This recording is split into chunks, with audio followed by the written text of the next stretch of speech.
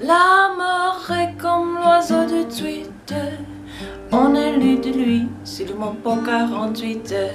Hello, welcome back to Music and Munchies. My name is Maria Rose. Sometimes I make music videos, sometimes I make munchie videos, but they're always delicious. Today I'm going to show you how to make a pesto dumpling white bean soup. And it is amazing, it's delicious, it's comforting. It's inspired by soup au pistou, which is a soup that is traditionally served in the south of France all winter long. And the first time I had soup au pistou, I had gotten lost for 3 hours and I was wandering the streets of Marseille and I had to find my way back by using the maps on the bus stops.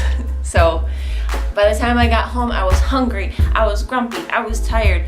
And the smell of this soup when I walked into the house, it was the most amazing thing. It was so incredible. I hope you enjoy this recipe and let's get started. So you're gonna need some celery, carrots, garlic, onion, kale, green beans, which are not pictured, some white beans, I would say about a can or two of them. I made them from scratch, basil, tomatoes, and veggie stock. So start by chopping up all of your veggies nice and small. I like to use this little chopper thing. I like to cheat because I don't like to chop onions and I like to get them over with as quickly as possible. So I had some leftover mushrooms that I wanted to use up. Those are optional. And I saute the mushrooms first in the pan, get them cooked so they don't get slimy. And then once they've cooked a little bit, I add in all of the finely chopped veggies.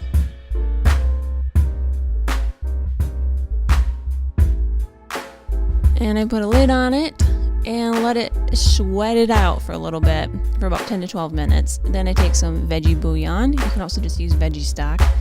Mix it with some water, pour it in there, and I added about 4 cups of water right after this as well. Then you stir it up a little bit, and you add the herbs right after this. So I started with some basil. I used about a teaspoon of that.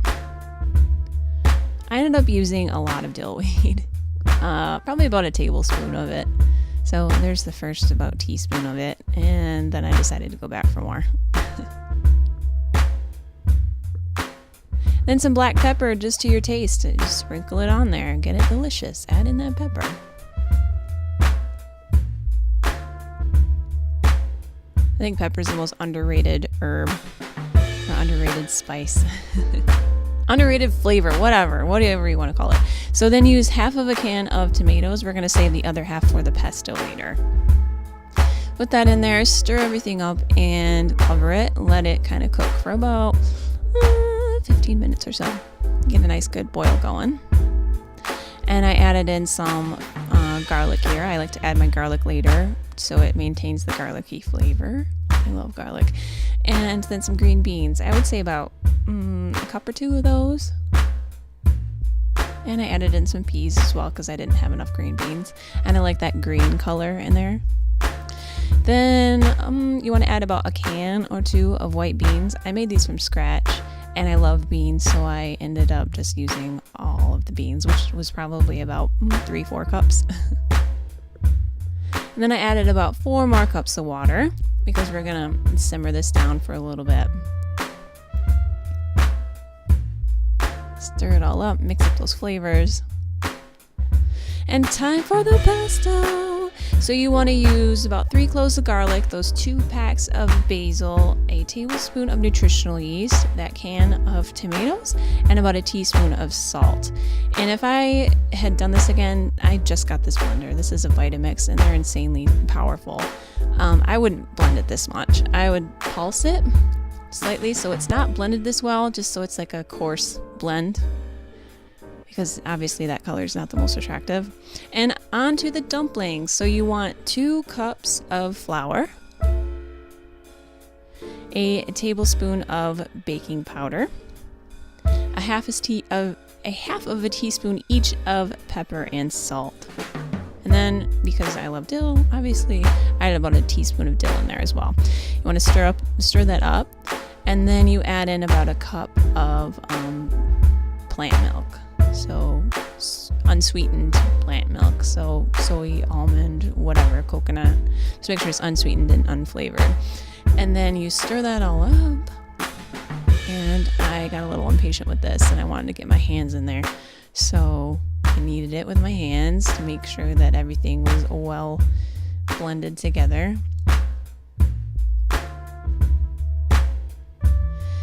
And then once it looks good, like a little ball, then you're gonna make even smaller little dumpling balls. Just kind of tear off pieces, roll it with your hands, and put them on in there.